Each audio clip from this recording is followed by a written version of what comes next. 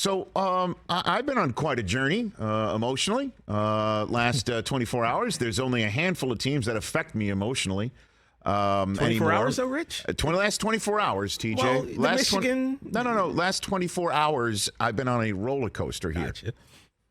And it all started right around like 3 o'clock our time yesterday. Like right around 3 o'clock our 2:30. time yesterday, and it freaked me out for many different ways. Right there on my Twitter feed, somebody who I've known for a very long time. He's been covering baseball for ever and a day, certainly in the New York area. John Heyman tweets out this tweet: Arson Judge appears headed to Giants. Okay.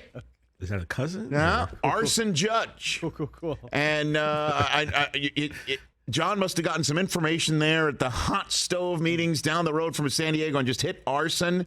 And the fact that Aaron might have been auto-corrected to arson. Maybe John and I need to have a conversation. Once it's been a long time since we've spoken. But all I know is it was kind of fitting because if the Yankees lost Aaron Judge, it would be akin to burning their own house down. It would be akin to lighting a fire on the fan base, not underneath us, but on us.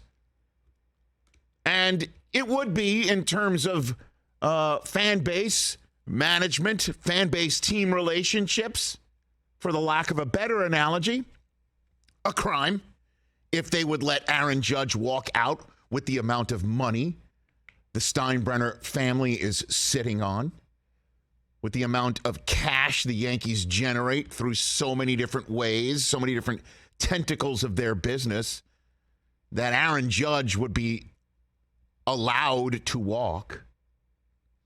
And then thankfully about an hour later, he walked it back. He immediately deleted it because I guess somebody was like, hey, John, you spelled it arson. And it trended.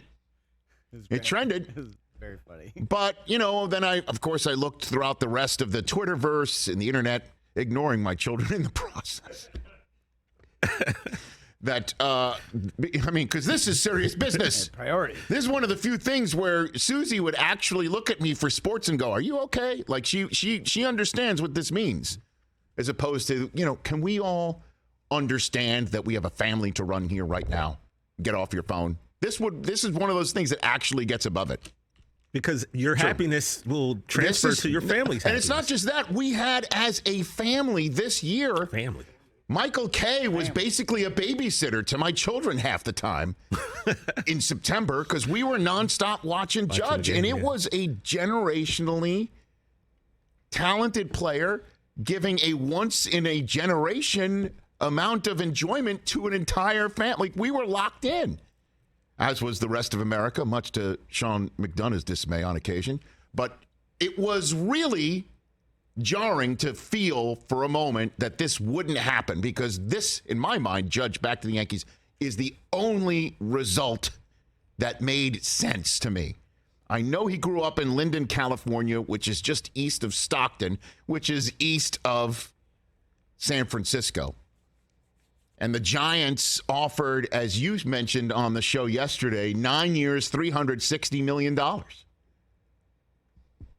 And apparently, Judge didn't want to leave after all. Because John Heyman, I guess he checked the spelling on this one, as he tweeted out this morning, the Yankees were at $320 million for 8 years as recently as a day or two ago. Once Judge told Hal Steinbrenner he wanted to be a Yankee but had more money on table elsewhere, San Francisco and San Diego. How about that? Where are they getting the money? Hal sealed the deal by bumping it another $40 million and 1 year, and voila. Judge basically did have better deals in hand and went back to the Yankees and said, I want to stay here. And the Yankees said, good, because we don't want you to leave. And to your credit, Hal, you channeled your daddy. Maybe you Ouija boarded him because he was spinning in his grave about Arson Judge. And he did the right thing, which is pay the man, to use the phrase of the new Colorado head football coach. Pay the man. And I don't care how much money they're spending. I don't give a crap. I mean, it's their money, and if he wants to burn it like that, and by that phrase, I mean last year they offered him 7 years, $213.5 million. And Judge said, no thanks, I'll bet on myself, and then went ahead and proved how incredibly talented he is and how beyond valuable he is to a franchise that just watched him pass Roger Maris and has fan bases in chambers and showing up in robes, which they don't do for Josh Donaldson and the like. True. He's the only one who plugs into Yankee fans in the same way that the core four used to, or Mattingly used to, or Reggie used to when I was a kid. Only one currently on that team who plugs into the fan base like that. They had no choice back last spring than to make sure he was taken care of, and then didn't. And now it cost them 2 more years because it's 9 years and he's 30 years old. Cost him 2 more years, and we'll do the math for you, another $146.5 million. And I can proffer to say, even though I have no inside information, that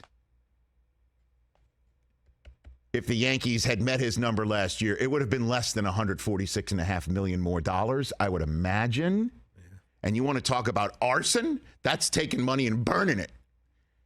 And the Yankees are fine with that, I guess, because the guy who made these decisions are Hal, who had to cost him up, cough it up more, or the senior vice president and general manager of the New York Yankees, Brian Cashman, who just got a 4-year contract bestowed upon him.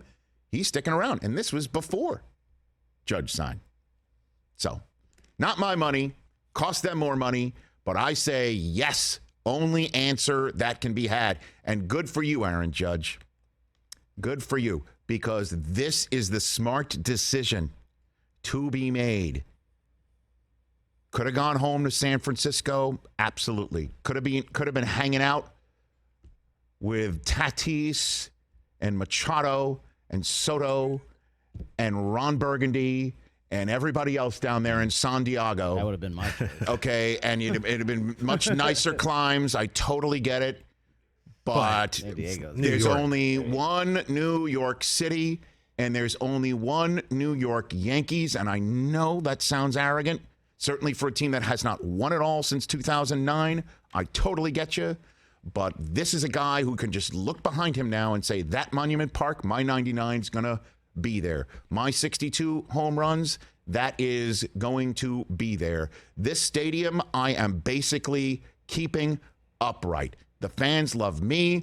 I have now told them I made this choice.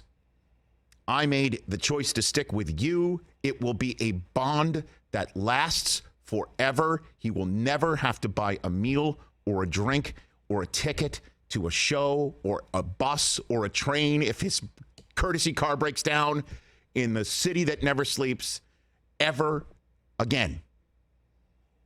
And the trimmings that come with it, being the Yankee guy like that.